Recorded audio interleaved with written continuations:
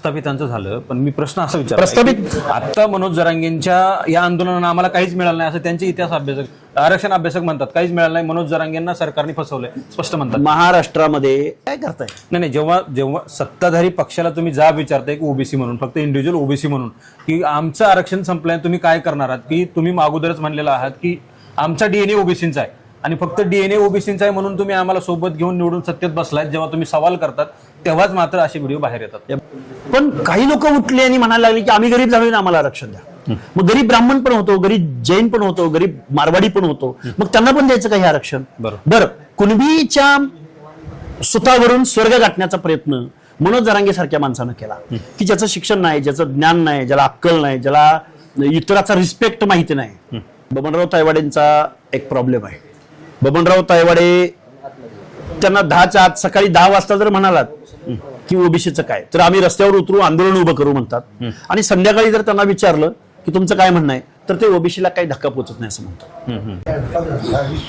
OBC नेते लक्ष्मण हक्के माझ्यासोबत आहेत, विचारणार आहे. आज ते 100 सभांपैकी 21-22 सभा इथं बीड जिल्ह्यामध्ये घेत आहेत, त्यांच्याकडून जाणून घेणार आहे. तुम्ही मागच्या 2-3 वर्षांपासून आम्ही तुम्हाला पाहतोय, खरं तर महाराष्ट्र पाहतोय, एकीकडून जरांगे आणि एकीकडून तुम्ही महाराष्ट्राची सगळी प्रश्न जे आहेत ते थांबवले आहेत. तुम्ही आज मूर्तवाहिन्यांशी बोलत असताना शेवटच्या वेळेला शेतकऱ्यांच्या बाबतीमध्ये बोललात, ओला दुष्काळ, कोरडा दुष्काळ जाहीर करा म्हणून बोललात. मात्र तुमच्या या 2-3 वर्षाच्या आंदोलनामुळं कुठंतरी सामान्य लोकांचे, मग विद्यार्थी असतील, शेतकरी असतील, शेतमजूर असतील, विविध प्रश्न जे आहेत ते खोळंबले आहेत. माध्यमं फक्त तुमच्याच मागे फिरत आहेत. आमच्यासारखे छोटे मोठे माणसं जर सोडले तर बाकी सगळे माध्यमं तुमच्या मागे फिरत आहेत. हे कुठंतरी थांबलं पाहिजे आणि एकदाचा सोक्षमोक्ष लागला पाहिजे असं वाटत नाही का? असं वाटणारच मी कार्यकर्ता आहे. मुळात ओबीसीच्या आरक्षणाची ग्राउंड रियालिटी काय, म्हणजे ओबीसी आरक्षण कसं संपलंय, कसं संपणार आहे, याचा थोडाफार अभ्यास एक स्टेट बॅकवर्ड कमिशनचा एक एक्स मेंबर म्हणून माझ्याकडे होता आणि त्यामुळे मी मोठ्या ताकदीनं प्रतिकार करायचं ठरवलं. आणि हा एक खूप मोठा, बघा, 1994-95ला ओबीसींना पंचायत राजमधलं आरक्षण मिळालं आणि शिक्षण नोकरीच्या एंट्री पॉईंटला कायद्यानं आरक्षण मिळालं आणि त्याला उन्हपुरे एक 29-30 वर्ष होत आहेत. मिळालं उशिरा आणि ते जातंय एक बेकायदेशीररित्या. ही जी भावना होती ती एक एक्स मेंबर स्टेट बॅकवर्ड कमिशनचा असल्यामुळं मला थोडस वाटली, जाणीव झाली आणि त्यावरती आम्ही आंदोलन महाराष्ट्रामध्ये उभं केलं. हे खऱ्या अर्थानं महाराष्ट्रामधल्या 50 ते 60% लोकसमूहाचा प्रतिनिधी जर पंचायत राजमध्ये नसेल तर त्या लोकांचं काय होणार आहे? हा त्यांच्या बाबतीत सोशल इनजस्टिस आहे, म्हणजे अन्याय आहे सामाजिक दृष्ट्या. आमचं संविधान असं म्हणतं की आम्हाला या व्यवस्थेमधल्या लोकांना, सामाजिक दृष्ट्या मागासांना सामाजिक न्यायासह समता प्रस्थापित करायची, प्रत्येकाला सामावून घ्यायच्या निर्णय प्रक्रियेमध्ये. म्हणून त्यांना प्रतिनिधित्वासाठी हे रिझर्वेशन दिलंय, की गरिबी हटावसाठी नाही, कुणाला गरिबी आली म्हणून नाही, नोकऱ्यांसाठी नाही. ही रिप्रेझेंटेशन आहे आरक्षण म्हणजे. ही एवढी साधी सोपी आरक्षणाबाबतची ही व्याख्या आहे. पण काही लोक उठले आणि म्हणायला लागले की आम्ही गरीब झालो ना, आम्हाला आरक्षण द्या. मग गरीब ब्राह्मण पण होतो, गरीब जैन पण होतो, गरीब मारवाडी पण होतो, मग त्यांना पण द्यायचं काही आरक्षण? बरं, कुणबीच्या सुतावरून स्वर्ग गाठण्याचा प्रयत्न मनोज जरांगे सारख्या माणसानं केला, की ज्याचं शिक्षण नाही, ज्याचं ज्ञान नाही, ज्याला अक्कल नाही, ज्याला इतराचा रिस्पेक्ट माहिती नाही. गावात दलित राहतात, गावात ओबीसी राहतात, गावात दीनदलित राहतात, त्यांच्याबद्दल काही देणं घेणं नाही. त्यांना देणं घेणं आमची लेकरं बाळ गरीब झालेत आणि आमची लेकरं बाळ गरीब झालेत. अरे इतर लेकरं बाळांचं काय? आता एक बघा घोषणा झाली कर्जमाफीची. अरे तुमचा 7-12 आहे म्हणून, तुमचं 7-12 आहे म्हणून तरी तुम्ही कर्ज मिळालंय म्हणून तुमची कर्जमाफी झाली. पण ज्याचा 7-12च नाही, ज्याला जमीन धारणाच करता आली नाही, जो शेतकऱ्यावरती अवलंबून असणारा सुतार, लोहार, कुंभार, त्या माणसाचं काय? त्याला कुठली कर्जमाफी मिळणार आहे, ज्याला कर्जच मिळत दिलं नाही इथल्या व्यवस्थेनं? बरोबर, त्यांचा हा शोषितांचा लढा आहे हा. त्यामुळे लक्ष्मण हाकेला शेतकऱ्यांचे प्रश्न चांगले माहिती आहेत असं म्हणतोय मी, की त्यातला तज्ञ असा दावा नाही. पण ओबीसीचं आरक्षण संपत असताना जर आम्ही शांत बसलो असतो तर मग जी 200, 300, 400 वर्षापासून इथल्या बलुते आलुत्याच्या बाबतीत, भटके विमुक्तांच्या बाबतीमध्ये जी परिस्थिती सामाजिक दुजाभावाची होती तीच आता परत नव्यानं समोर म्हणजे जावं लागेल. या भावनेतून हे आंदोलन आम्ही महाराष्ट्रात उभं केलं. मागे मी बऱ्याच वेळा ऐकलं होतं, बबनराव तायवाडे असतील, त्यांनी नेहमी म्हटलेलं आहे की ओबीसीच्या आरक्षणात धक्काच लागत नाही. मात्र तुम्ही पूर्णपणे बाजू रेटून धरताय, आमचं आरक्षणच संपलंय. हे बघा, बबनराव तायवाडेंचा एक प्रॉब्लेम आहे. बबनराव तायवाडे त्यांना 10च्या आत सकाळी 10 वाजता जर म्हणालात की ओबीसीचं काय, तर आम्ही रस्त्यावर उतरू, आंदोलन उभं करू म्हणतात. आणि संध्याकाळी जर त्यांना विचारलं की तुमचं काय म्हणणं आहे, तर ते ओबीसीला काही धक्का पोचत नाही असं म्हणतात. एक दिवसाचं बोलतोय मी त्यांना. ते असं का बोलतायत विरोधाभासी, हे खरं तर त्यांना विचारलं पाहिजे. मग ओबीसीचं आरक्षण कसं संपलंय हे आम्ही एकदा दाखवून देतो.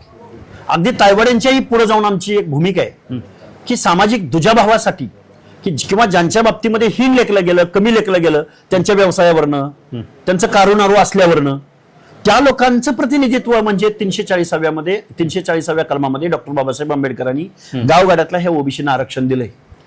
गावातला वतनदार, जागीरदार, जमीनदार, गबरगंड शेतकरी स्वतःच्या शेतामध्ये कुटुंबानं जाणं आणि शेत कसून परत संध्याकाळी घरी येणं, ह्याच्यामध्ये कुठला सामाजिक दुजाभाव आहे?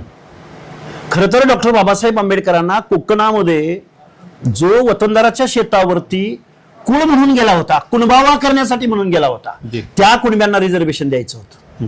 त्यामुळे बबनराव तायवाड्यांच्या प्रश्नाचं उत्तरही मी तुम्हाला ह्यात इनडायरेक्टली दिलंय. पण कधी बबनराव तायवाडे जर डायरेक्ट येत असतील आमच्या समोर, तर त्यांना डायरेक्ट उत्तर आम्ही देऊ.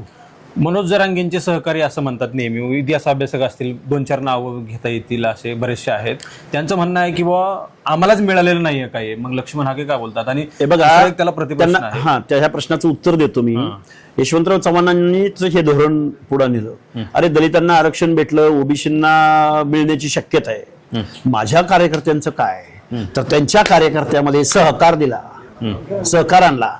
शिक्षणाचं खाजगीकरण वसंतदादा पाटलांनी केलं.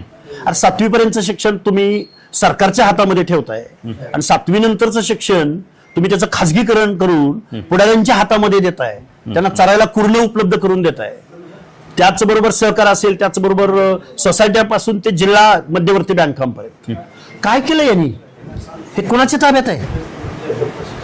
आम्हाला आरक्षणाचं एक लॉलीपॉप आमच्या हातामध्ये दिलंय, पण सगळी व्यवस्था तुमच्या हातामध्ये ठेवली ना तुम्ही. हे प्रस्थापितांचं झालं. पण मी प्रश्न असा विचार, प्रस्थापित आता मनोज जरांगेंच्या या आंदोलनानं आम्हाला काहीच मिळालं नाही असं त्यांचे इतिहास अभ्यासक, आरक्षण अभ्यासक म्हणतात. काहीच मिळालं नाही, मनोज जरांगेंना सरकारने फसवलंय, स्पष्ट म्हणतात. महाराष्ट्रामध्ये असं जर कोणी मागणी केली असेल तर त्याचा इम्पेरिकल डेटा कलेक्ट करावा ना.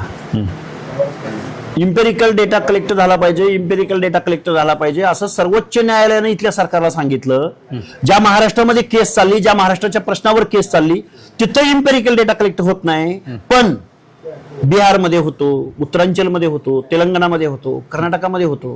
पण फुले शाहू आंबेडकरांचं नाव, समतेचं तत्व, पुरोगामी महाराष्ट्र म्हणून घेणाऱ्या महाराष्ट्रानं मात्र हा इम्पेरिकल डेटा गोळा केला नाही. करा ना एकदा इम्पेरिकल डेटा गोळा. मग कोण मागास आहे आणि कोण पुढारलंय कळेल ना एकदा.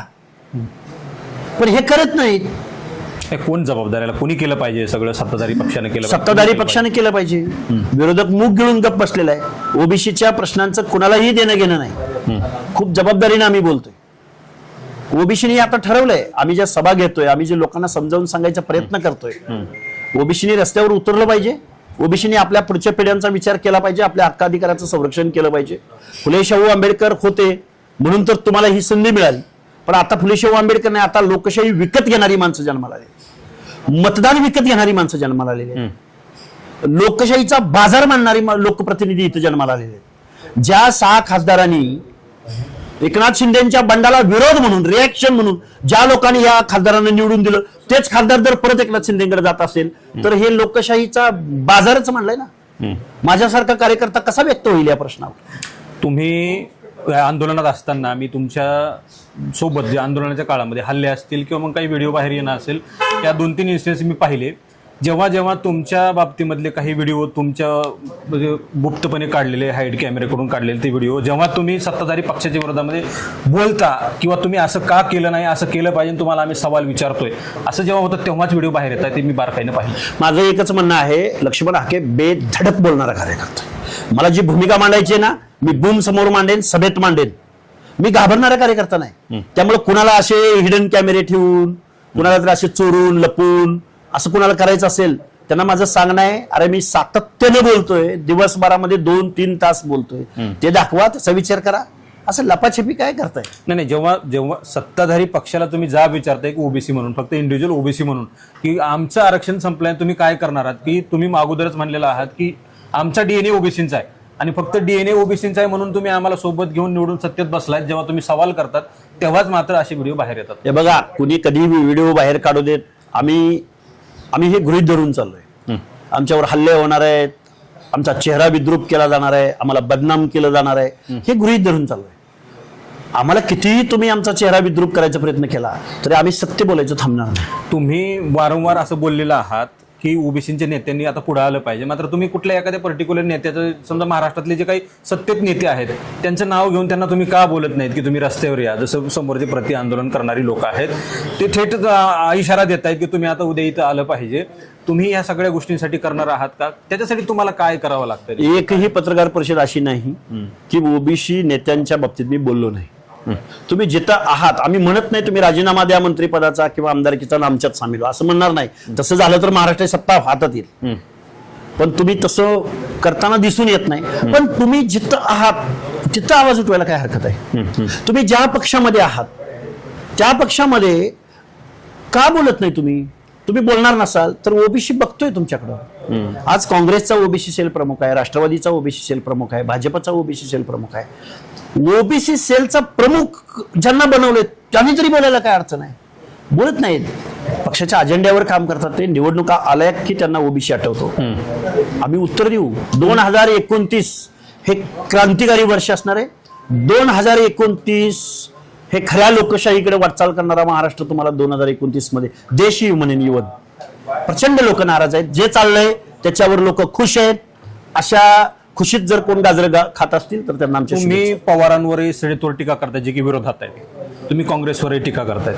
तुम्ही भारतीय जनता पार्टी सत्तेत आहेत, केंद्रात एक मोठा पक्ष म्हणून त्यांच्यावरही टीका करताय की तुम्ही आमची फसवणूक केली आहे. 29ला नेमकं असं काय घडणार आहे आणि तुम्ही काय नव्यानं करणार आहेत? मग या तिघांपैकी सोडून तुम्ही वेगळं काय करणार आहे? 2029ला आत्ताचे कारखानदार, वतनदार, जहागीरदार, पैशातून लोकशाहीचा बाजार मांडलेली माणसं आम्ही घरी बसवतो. प्रस्तावित लोक सगळी लोकशाहीचा बाजार, ज्याला मत पैशानं विकत घेऊन निवडून यायची ज्यांनी कला आत्मसात केली त्या कलाकारांना आम्ही घरी बसवतो. ह्या सगळ्या परिस्थितीमधून तुम्हाला कसं पुढे जाता येणार? तुम्ही मला पुन्हा तिथंच यावं लागतंय की तुम्ही एकटेच लढताय, ओबीसीचे नेते काही बोलत नाहीत, ते तुम्हाला पडद्यामागून सपोर्ट करतायत का? किमान तरी पडद्यामागून तुम्ही बोला, आम्ही तुमच्या मागे आहोत, असं तरी काय आहे? हे बघा, पडद्यामागून सपोर्ट करणं नाही करणं, आम्ही सत्य बोलणार आहोत. पडद्यामागून जरी सपोर्ट असता तर आज महाराष्ट्रामध्ये प्रचंड वातावरण उभं राहिलं असतं. ओबीसीच्या नेत्यांना त्यांना त्यांच्या पक्षाचं राजकारण करायचं, त्यांना शुभेच्छा आहेत. पण आम्ही सत्य बोलणार. आम्ही फुले शाहू आंबेडकरांचे समतेचे विचार, संविधानाचे विचार मांडत राहणार. तुम्ही जेव्हा मनोज जरांगेंनी जेव्हा उन्हातलं उपोषण सुरू केलं होतं तेव्हा तुम्ही उपोषणाला बसणार होतात, मात्र त्यांचं उपोषण सुटलं, तुम्ही माघार घेतली. त्याच दिवशी मी रात्री 1 वाजता वडीगोद्रीमध्ये पोहोचलो होतो. डिपार्टमेंटचा अहवाल घ्या. पण त्यांनी जर 1 दिवसाचा गुळाचा गणपती त्यांना बसवायचा होता किंवा 1 दिवसाचा गणपती असतो, जरांगेंनी 1 दिवसाचा गणपती बसवला होता आणि त्यांनी डुबवला. मागणी काय केली त्यांनाच विचारा, आणि मागणी कोणती मान्य झाली त्यांनाच विचारा. काय झालंय, मीडियाच्या समोर टीव्ही मधली स्पेस कमी झाली की मनोज जरांगे उपोषणाची घोषणा करतात. त्यांचं एखादी कुठली शासन दरबारी अडचण झाली, आपल्या कार्यकर्त्यांचं, चेले चपाट्यांचं कुठलं अडचण, कुठली अटक, कुठला महसूल, कुठलं काहीतरी गोष्ट समोर आली की जरांगे उपोषणाची घोषणा. जरांगेंचं आंदोलन संपलं, ते थांबले, तुम्ही थांबलात, मग तुमचे प्रश्न थांबलेत का? आमचे प्रश्न थांबलेले नाहीत. त्यांचं उपोषण आलं गेलं, ते मीडियाची त्यांना खूप मोठा TRP भेटतो.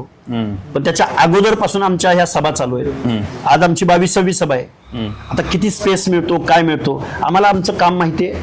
आम्हाला आमच्या पब्लिकमध्ये जावं लागणार आहे, लोकांमध्ये जावं लागणार आहे. आमच्या सभा कुठे होतात? वाड्या वस्त्यावरती होत आहेत. वाड्या वस्त्यावरती जाऊन आम्ही त्यांना जिल्ह्याच्या ठिकाणी या म्हणत नाही. 20 लाख स्वयंसेवक असं आम्ही अशा आबाळ गप्पा मारत नाही. आबाळाला मुका घेणाऱ्या गप्पा नाही मारत. आम्ही वास्तवावर काम करतोय. आम्हाला माहिती आहे आज आमची सभा आहे, तिची संख्या 2000-2500 असणार आहे, याची आम्हाला कल्पना आहे ना. मग 2500 लोक एका गावात येणार आहेत हे वास्तव आम्हाला माहित असताना आम्ही 2.5 लाख लोक गोळा करू असं लक्ष्मण हाके कधी बोलला का? लक्ष्मण हाके जमिनीवर पाय ठेवून चालणारा कार्यकर्ता आहे. आम्हाला सगळ्या गोष्टींची कल्पना आहे. आम्हाला उचलून उद्या जेलमध्येही टाकलं जाऊ शकतं याचीही आम्हाला कल्पना आहे. पण आम्ही बोलायचं थांबणार नाही. आम्ही वास्तवापासून दूर जाणार नाही. हे मात्र आम्ही तुम्हाला पूर्ण जबाबदारीने सांगू शकतो. एकीकडं मराठा आरक्षण उपसमिती असलेले राधाकृष्ण विखे हे राज्याचे कॅबिनेट मंत्री आहेत. ते 3-3 वेळा मनोज जरांगेंकडे चपरासासारख्या फाईल घेऊन येतात. मात्र दुसरीकडे तुमच्या उपसमितीचे अध्यक्ष बावनकुळे काही शब्द बोलत नाहीत, त्यांना कोणी काही विचारायचं नाही. तुम्ही कधी मंत्रिमंडळाची किंवा अधिवेशनात उद्याचं जे अधिवेशन सुरू होईल त्यांना काही बोलण्यासाठी विचारण्यासाठी जाणार आहात का? आम्ही निवेदन देऊ त्यांना आणि लगेच देतो निवेदन. पण विखे पाटलांचा प्रश्न तुम्ही विचारला. विखे पाटलांनी 75 वर्षाचं 3 पिढ्यांचं राजकारण आणि त्यांचा एक जो रुतबा होता महाराष्ट्राच्या राजकारणातला, त्यांच्याकडे बघण्याचा जो अप्रोच होता लोकांचा, याच विखे पाटलांना कधीतरी अशी आधीमध्ये दिवा स्वप्न पडतात की मला महाराष्ट्राचं मुख्यमंत्री पद, त्यांचं एक दिवा स्वप्न आहे विखे कुटुंबियांचं. पण त्यांची ती जी इब्रत होती, ती इब्रत एका 4थी नापास माणसासमोर त्यांनी धुळीस मिळवलेली महाराष्ट्रानं बघितलंय. आता त्यांना त्याची काही जाणीव झाली का नाही आम्हाला माहिती नाही, पण विखे पाटलांनी सुधारावं थोडस. तुमच्या त्या अहिल्यानगर जिल्ह्यामध्ये ओबीसी बांधवांचा काउंट किती, त्या लोकांच्या मनामध्ये तुमची काय इमेज पोचली असेल, ह्याची काहीतरी चाड त्या विखे पाटलांना असेल का हो? आणि त्यांनी जर अशी काळी पट्टी जर बांधली असेल ना डोळ्यावरती आणि ओबीसीला जर एवढं गृहीत धरलं असेल ना, आम्ही महाराष्ट्रातल्या ओबीसी आंदोलनाची सुरुवात निवडणुकानंतरची आम्ही नगर जिल्ह्यामधनं करू, अहिल्यानगर जिल्ह्यामधनं करू. काही कुणबी प्रमाणपत्र जी बोगस आहेत ती रद्द सुद्धा झालेली आहेत. मात्र ती रद्द झालेली आहे, त्यांचं पद रद्द होणार नाही, ते कोर्टात जातील, त्याच्यावर काही स्थगिती वगैरे. पद रद्द होतं, कुणबी सर्टिफिकेट रद्द झालं तर पदही रद्द होतं, बाय डिफॉल्ट रद्द होतं. महाराष्ट्रामध्ये जिथं जिथं कुणबी सर्टिफिकेट द्वारे जे जे ओबीसी आरक्षणामध्ये आलेले आहेत, अचानक 2026 साली कशी येतात हो? देश स्वतंत्र होऊन आता किती वर्ष झाली? अरे इथल्या व्यवस्थेमधला शेवटचा घटक कंजारभाट किंवा आमचा बेडर रामोशी, त्याला सुद्धा सर्टिफिकेट, त्याचा सुद्धा विचार केला ना इथल्या व्यवस्थेनं. तुम्ही असे कुठल्या परग्रहावर होता का की अचानक 2025 सालामध्ये तुम्ही महाराष्ट्रामध्ये एंट्री केली आणि मग ह्या लोकांना हे मिळतोय तर मग आम्हाला का नाही? एवढा लेट करंट कसा असू शकतो? अख्खं राजकारण, इथली व्यवस्था तुमच्या हातामध्ये. रुरल कम्युनिटी म्हणून न्यायालय तुम्हाला रुरल कम्युनिटी म्हणतं, शासन करती जमात म्हणतं. त्या लोकांना अशी कुठली उपरती झाली 2025-26 साली की आम्ही मागास आहोत? हे पटलेलं नाही, हे संविधान विरोधी आहे, हे बेकायदा आहे. जिथं जिथं चॅलेंज हे सर्टिफिकेट होईल तिथं तिथं ते रद्द होणार आहे. मग 4 सर्टिफिकेट रद्द झालं, 4 सर्टिफिकेट रद्द होत असतील तर महाराष्ट्र शासनानं सुद्धा यावर विचार करण्याची आवश्यकता आहे. खूप धन्यवाद. विस्तारानं बोलणं झालेलं आहे आणि मूळ प्रश्न हाच आहे माझा. मी पहिल्यांदा तोच प्रश्न विचारला त्यांना की 3 वर्षांपासून तुम्ही ही आंदोलनं करतायत आणि सामान्य लोकांची प्रश्न प्रलंबित आहेत. खरं तर त्यांचा लढा जो आहे तो चालूच राहणार आहे जोपर्यंत त्यांची जी काही समाधान होणार नाही. म्हणजे काय की त्यांचं आमचं संपलेलं आहे ते आम्हाला अबाधित जोपर्यंत होणार नाही तोपर्यंत ते लढा ठेवू शकतात. मात्र यांच्या आंदोलनामुळे नक्कीच इथल्या सामान्य लोकांना डिस्टर्ब झालेलं आहे आणि त्यांचे आंदोलनाचा काहीतरी परिणाम झालेला आहे. ह्या सगळ्या गोष्टी कायदेशीर पद्धतीने चौकटीमध्ये कशा बसवता येतील येणाऱ्या काळामध्ये हे पाहिलं जाईल. आणि त्यांनी फार मोठी घोषणा केलेली आहे की 29ला सगळे प्रस्थापित घरी बसवण्याची व्यवस्था त्यांनी केली. आता नव्यानं काय ते व्यवस्था या ठिकाणी उभा करतायत, कारण ते पवारांवरही टीका करतात जे विरोधामध्ये आहेत, ठाकरे काँग्रेस हे सगळ्यांवर टीका करतात आणि सत्तेमध्ये असणारे फडणवीस किंवा मग महायुतीचे लोक आहेत ते सगळ्यांवर टीका करतात. महाराष्ट्रामध्ये एक तिसरा पर्याय ते कुठेतरी आणतायत का ओबीसीचा, म्हणून हा सगळा पर्याय होऊ शकतो अशी परिस्थिती आहे. कॅमेरा पर्सन अनिल धायगुडेंसह मी संग्राम धनवे, मराठी महाराष्ट्र न्यूज. थँक्यू.